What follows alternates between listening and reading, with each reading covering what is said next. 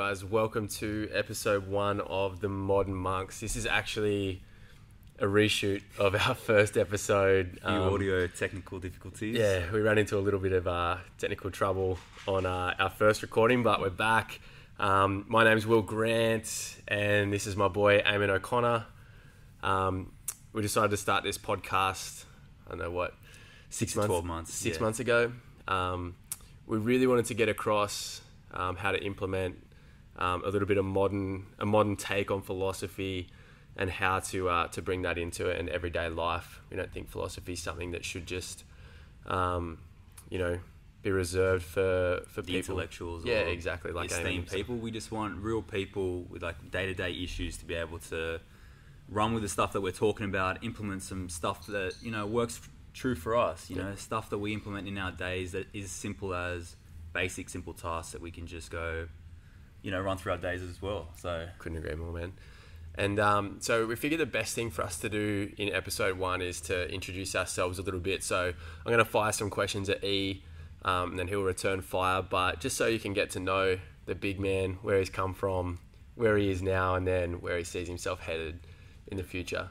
So Eamon, you're an acupuncturist. Yep. Tell us a little bit how you fell into that line of work, being a middle-aged Australian man. Fucking weird. Always with the sass at the end. So I probably everyone thinks that, like, knowing me now, that I had the most unconventional kind of upbringing and that acupuncture and Chinese medicine was just a mainstay in my family. But it wasn't. I had the conventional life up until about 19 when I was training for a bodybuilding comp and I slipped 2 discs in my lower back. And it basically leveled me because I had everything planned out. I was going to do exercise, sports science. I was going to be a physio. Everything was going to go from rocking and rolling and work for sports teams and just be a fucking boss when it comes to that. But the back injury just didn't resolve itself. And I was leveled. And I would go to a physio and I would go to a specialist and they would just say, keep going. We'll just keep working through it and everything will be fine. Got to a point about 3 months in that I had excruciating pain going down my lower back, hitting the sciatic nerve and shooting down my legs and going all the way up to my spine to give me powerful, painful headaches, the back of my head. And I knew something wasn't right.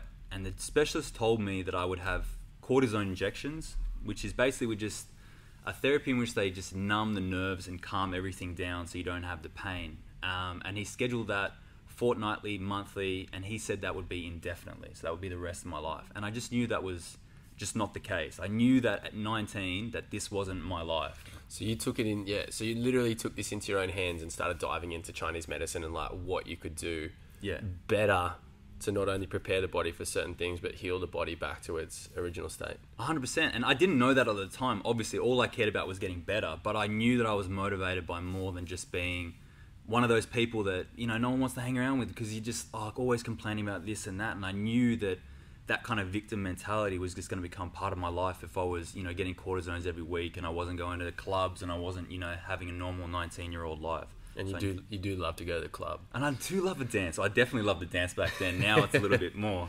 popping at different things. Robotic. So after diving into that, so take us through the steps now. So you discovered a different way to look at healing the body, a different way to keep in check with the body. Yep.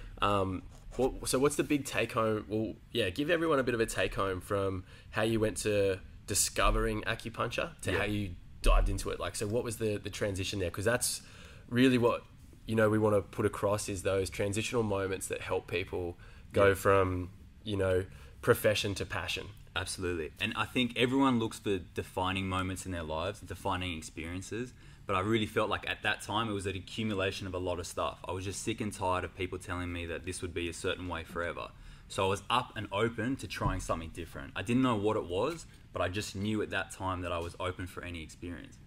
And so when my friend told me to go try acupuncture, it wasn't like, it's weird, it's foreign, I don't want some weird thing happening to my body or anything like that. I was just like, yep, jump in, straight in, let's see what happens. What's the worst that could happen?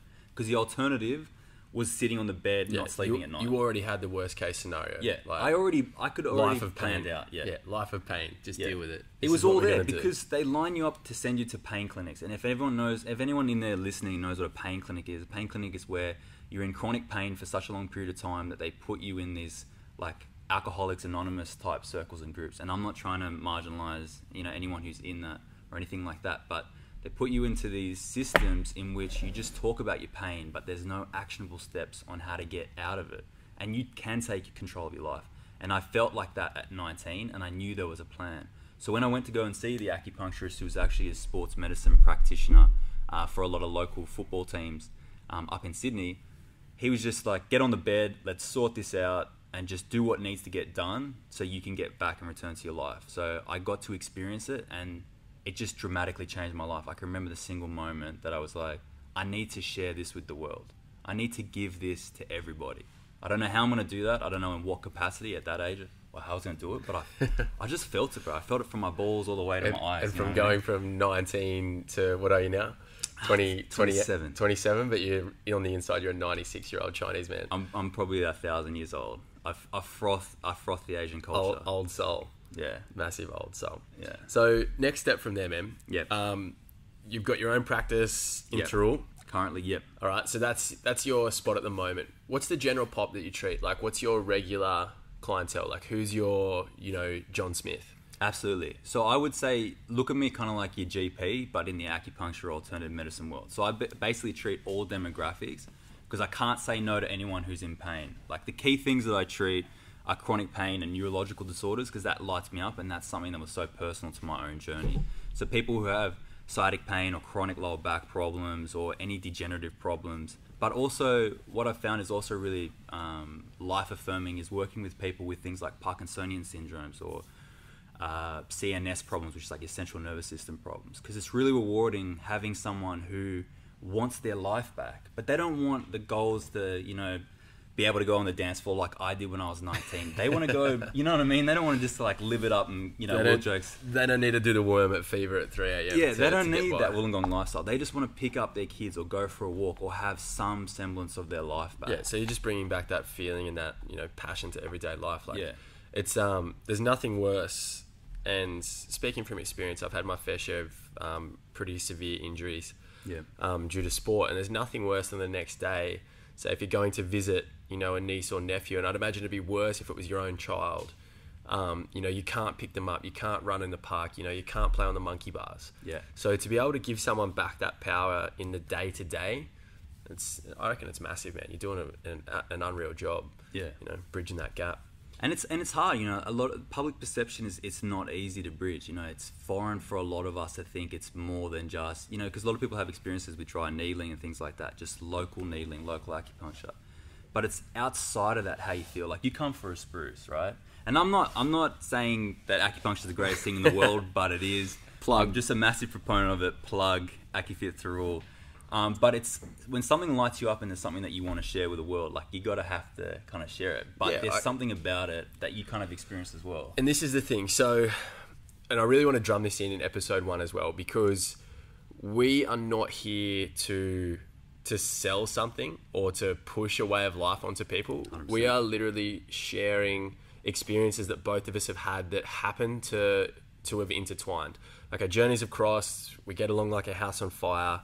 There's constant sass back and forth, but at the same time, every time we meet, we have a conversation that we're like, shit, why don't more people have these conversations? Why aren't people talking like this? Why are people just blinkers on, too afraid to look at what's going on left and right? Like, it's, so it's not so much that we're saying this is the way to do things, but, we're just sharing our experience, and if you can take something out of it, then fantastic. Like, we've done our job. 100%. And that's what I think. A lot of people come to me and they say, oh, sell me acupuncture. And it's like, I'm not trying to sell you anything. Get on the table. Get on the table. It's more about finding what works for you. And the only way to find what works for you is to throw yourself outside of your comfort zone, because nothing happens in your comfort zone. Everything happens in that uncomfortable area where you're learning things, where you're failing at things. And you may have to try a lot of different things in your life, and you have to fail at a lot of different things. But when you find that one thing that lights you up, that tickles your balls, that just kind of gets your hair up in the air, you know what I mean? That's where it's at. That's what the whole point of this is. And I think we're just in a lucky and fortunate point and place in our lives that we get to share this on a daily basis, and we get to communicate with people on a daily basis. But what we want for ourselves, we want for everybody. And I want you to find whatever lights you up and makes you feel good. Acupuncture makes me froth. Like, There's no two ways about it. I love it. I love the feeling that I get. But if at any point I lost that and I found something else that lit me up, I would follow that, you know, like moth to flame. I think that kind of mentality about passions and being pain-free and having your best life, they aren't Hollywood dreams. What your dream is pertinent and relevant to you. You can have that. And I'm sure you've experienced that too, bro. Yeah, definitely, bro. It's and it's allowing yourself to actually connect with that ideology that is the freeing part. Yeah. You know, it's all good and well for everyone to say, oh yeah, one day I want to do this, one day I want to do that. But, you know, the person that's connected, the person that understands, you know, what they're feeling and why they're drawn to something, and then acting upon being drawn to something, that's the person that's, you know, allows themselves to be connected with what they want to do. Yeah. You know, you're not, you know, sitting there going to bed at night dreaming of a better future. You're waking up the next morning and you're putting the pieces of the puzzle together to do that. Yeah. You know, and that's the powerful thing that, you know, that you want to share. But before we tangent off too much, another question for you. We have a tendency to do that. Yeah, we do have a tendency. Bear with us, people, please. I'll pull him up. Don't worry. The big dog's got some big brains. Keep going. So we've heard where you've come from. Yep. We know where you are. Yep.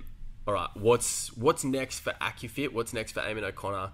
You know, summarize, you know, the next 12 to 18 months, you know, short-termish, but, you know, the steps forward from here. Absolutely. So a lot of people know that Will and I are working together and looking to build a facility in the coming months, starting from July.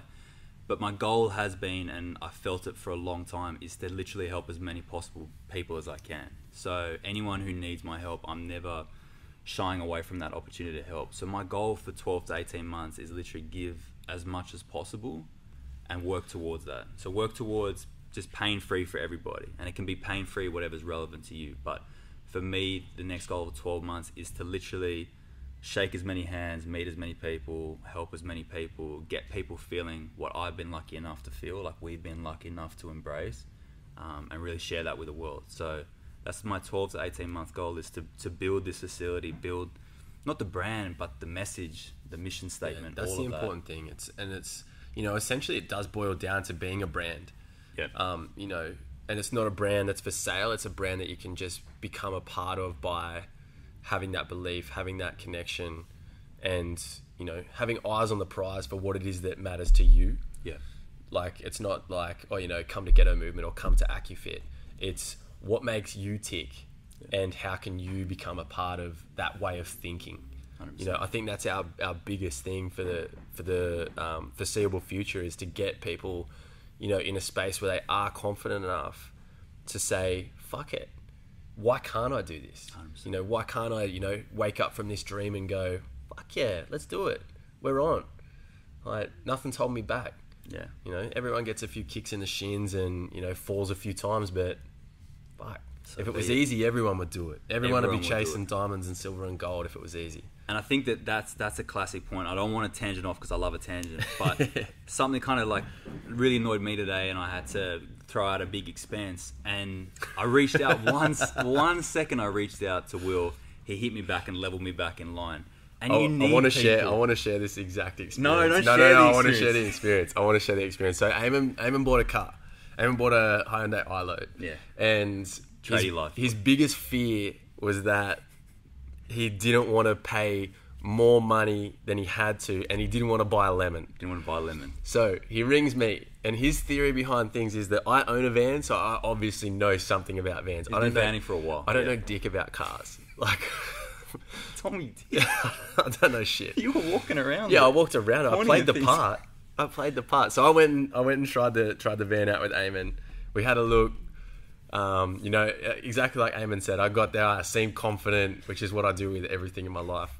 I pointed, I shook my head, I should have known. pulled my hands up to my face. I was like, oh, dunno.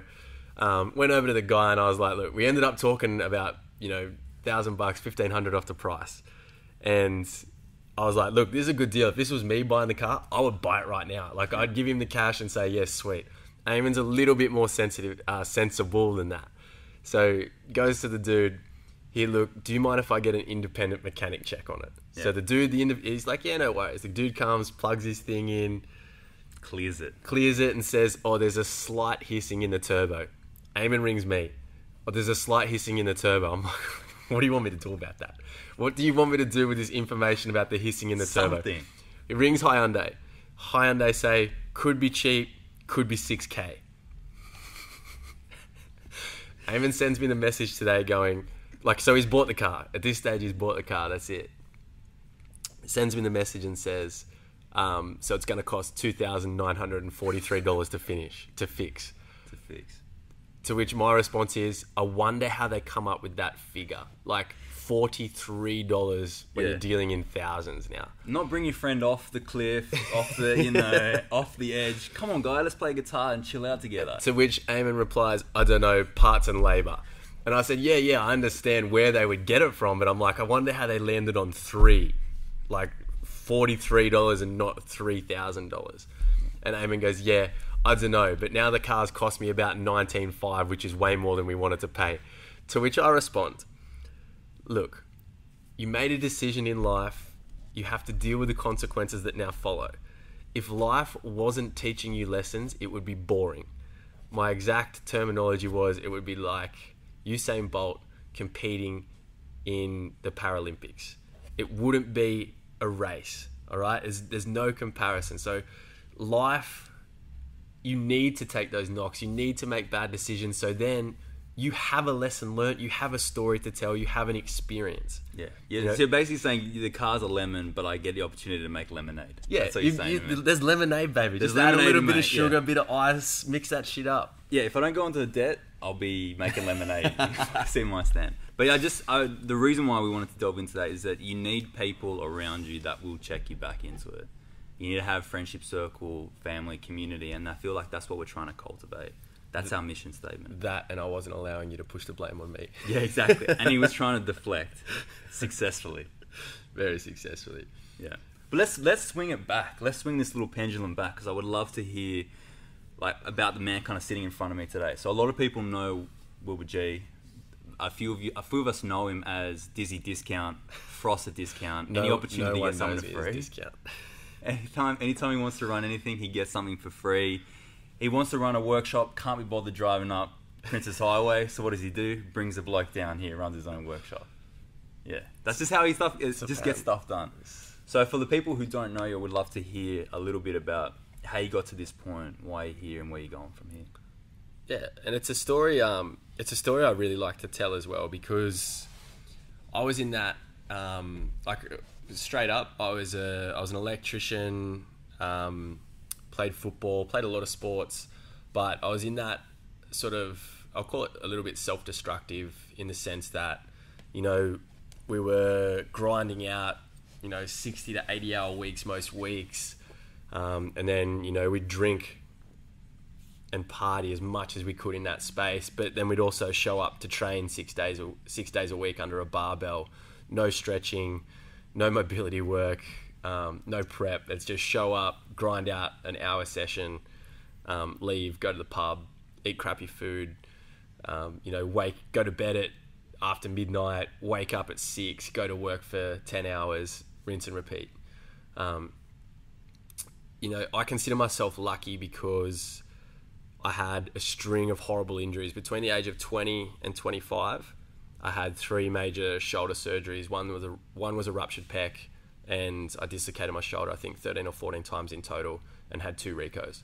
I've now got 2 screws running through my shoulder to make sure that the socket doesn't slip and dislocate again. So that was a big eye-opener for me on looking after your body. And I mean, that lesson always takes a long time to sink in. And, it took me 3 bites of the cherry to cotton onto the fact that I wasn't treating my body well. And I started practicing yoga. That made a huge difference in everything, really. It made a huge difference in my confidence across the board, like to do with training physically, even mentally. I was dealing with my emotions a lot better, and I started putting the pieces of the puzzle together. And yoga was a pretty big part of that puzzle. From there, I started to transition towards practicing more. Then I had the opportunity to teach, and I absolutely frothed on that. My first class sucked ass. Completely forgot what I was doing. Choked up my words. Fortunately, I had people encourage me to go back and try it again and again. So I went and completed my yoga teacher training. And yeah, it sunk in, and it's, you know, I realized not everyone has the same mindset, but as soon as I enjoyed it like that, I was like, I'd love to open my own yoga studio. I'd froth on that. And then I discovered hand balancing and started frothing on that. So I moved into more of the Ido Portal style movement training, lots of handstands, lots of florio, cartwheels, you know, dance, acrobatics, anything that was like, you know, moving and just, you know, getting the body into foreign shapes. And Ghetto Movement was born 2 years ago, a week or two ago. So and if we unpack that, was there one culminating experience, or there was one interaction with someone, or something particularly that motivated and pushed that movement passion? Because obviously you were tradie beforehand. Yeah, still am now, and I enjoy working on the tools. I like the experience. I love, you know, a bit of job site banter and everything. I never hated what I did, but I knew I couldn't do it for the rest of my life. I knew I didn't want to be, you know, that. And no offense to these guys, like, you know, you're in this position, whether you want to be or not, and that's completely on you. But I never wanted to be that guy that was 40 plus, still going to work on the tools, kicking stones, hating being there. You know, that I saw that, and every day you turned up to the job, you saw those guys. I never wanted to be one, you know, and like I do 1 or 2 days a week here and there, bit extra pocket money, help out the boys, and honestly it's nice to do something different. But it's a completely different attitude. Like I roll out of bed now at 4 a.m. and, you know, I'm frothing ass to come and teach an early class, and then I go to work for a day, and I don't mind it, but I just knew that wasn't for me long term. Didn't want to know about it.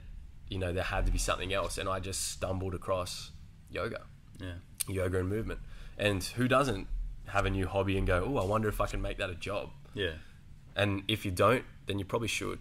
Like, but what do you think? Okay, that's a really interesting thing you just touched on, right? Tangent. No, you didn't tangent, but that's like perfect. So a lot of people, you flirt with the idea of something and your mind wanders, right? Like, oh, my personal trainer is pretty average, but I kind of like personal training, and I've been helping a couple of my friends do something. Why don't I get my PT certificates? Why don't I do this? Well, I've gone to a few yoga classes.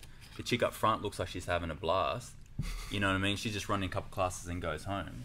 What do you think stopping people, and what didn't stop you, is that crossing that line and being like, I think I can monetize this. I think I can make this into a profession and ghetto and this big thing that it is now? Man, I honestly think dumb luck would be definitely a big factor, but I don't know. I don't see any barriers to the way life should be lived. Like, you know, there's that expression, like, stay in your lane. Like, fuck it, I'll take up the whole road. I don't care. We're making a podcast, you know. It's something catches my attention, I enjoy it. I think, okay, if I enjoy it a lot, how can I do more of it? And if that's going to take up time that I should be earning money, how can I now earn money doing that thing? You know, and I just think too many people put a ceiling on what they're capable of and what they're qualified to do. You know, I'm seeing in a lot of books that I'm reading at the moment, one in particular is Russell Brunson, and he talks about how, you know, the greatest achievements he's made to date, and like, he's a millionaire, he makes $1 million a day. He talks about the biggest achievements he's made, are the ones that he stepped out of his lane, dabbled in something that was completely out of his territory and completely out of his right to do, and it comes off. Because when you do step out of your lane, you bring a fresh perspective to the lane that you're now in. And then when you come back to your lane, you have a new experience to try and adapt to where you're comfortable. So, you know, blow the lid off the ceiling, blow the roof off the ceiling, and just expand. Dip your toes into as many things as you can. If it fails, awesome. You've learnt a way that it's not going to work. You know, and that's the biggest thing, is everyone's like, oh, what if I fuck up? What if I don't make it? Like, what if you don't make what? But you also, that recognition that I think it's, you know, it's that Tony Robbins quote. It's like, people overestimate what they can do in a year and underestimate what they're going to do in a decade. Like if you plan out your year and you want to do a million different things, yeah, chances are you probably won't do a million different things. You'll just do a few things averagely, get disappointed, and just go hang back on the couch and not go out. But there's the expectation that when you go to something and try it new, that you're instantly going to be good at it just because it kind of lights you up. But I enjoy going to yoga, but I'm pretty shithouse. Like if anyone looks at any of the photos where I'm like, thanks Will for being my coach, my mentor, or I'm like, thanks Haz for teaching me some handstands and mobility stuff, and you look at it, you're like, I don't think he can do anything. Is he touching his toes yet? Like what's going on? But it's a journey. It's not. It's a journey. It's a long, drawn out journey too. Yeah. It's one of those things as well. Like, just a spoiler alert for life to everyone listening and watching. There's no magic fucking pill. Like, if you want anything, you have to put in the hard yards. Like, you have to put in the work. You need to find something that you do enjoy, because if you don't enjoy it, you're gonna quit, and it's a waste of your time. Yeah. All right. So I think that's a very important thing to take on board. Like, there is no magic fix, and if you like what you're doing, do more of it. If you don't, fuck it off and start again. Like, it's the Gary Vee quote. Like, it's 2018. You can literally do anything you want. You can find a job for whatever you want, and if it doesn't exist, make one. Yeah. Simple. Yeah. And this is not kind of like something we can easily spout and just say, oh, it's easy for us, it comes naturally for us, therefore it should come easy and naturally to you. If you're introverted or you're extroverted, you have the same opportunities. If you've had hardships in your life, if you have things that are preventing you from spending 20 hours a week training or doing anything like that, and you can only have time to do an hour of training, then do the hour of training. But do everything that you can within your capacity to do to the best of your ability, and not beat yourself up.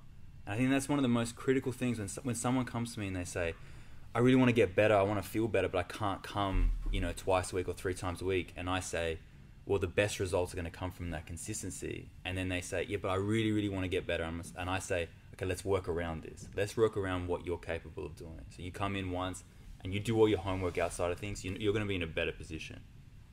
Yeah, I couldn't agree more, man. And I think, it's a perfect spot to sort of tie a knot on our conversation today, because that's what we're here to do. Our message is that exactly, that every experience that you get is one that you can learn from and one that you can build from. Yep. So, and like E just said, you can find those things that you do like doing, and if you can only fit in an hour of it here and there, that's fine. That's what it's going to be for now. Short term, you're happy with that. Long term, you build, and then all of a sudden, you're the king of the castle. You've got everything the way you all of a sudden planned it, only to find out that now you want to change lanes. It's that constant search for fulfillment that realistically you're probably never going to find, but you just need to be okay with that and moving forward and enjoying the journey from A to B to C, and if you live long enough, all the way down to Z. Yeah, which we plan on doing. Fountain of Youth's a real thing. Which we're going for. Magic Pill might not be real, but Fountain of Youth is real. If I've seen Pirates of the Caribbean, it's definitely real. It's epic. All right, man. I reckon that's a wrap for our first one today. Thanks for being patient with the release of episode 1, guys. We hope you enjoyed it as much as us. I want to thank Eamon from AccuFit and the supportive community that is Ghetto Movement, and our homies at Definition Fitness downstairs for always being abiding and supportive in there. We also want to say that anyone who's listening that has absolutely any questions or anything, like, we're going to put reference notes at the end of each podcast you'll be able to find on our Modern Monks podcast Instagram page. So any books that we reference, any people that we talk about, we're going to have links to these people so you can listen into them, read more about what we're talking about. And if you have any questions, please direct it to us. This is an open forum. It's not a lecture. We haven't figured out life. If there's something that you know that we don't know and that we can share with the greater community and the people that are listening in, please drop your knowledge bombs here, because this is where we want to cultivate that. Yeah. So from both of us, lots of love.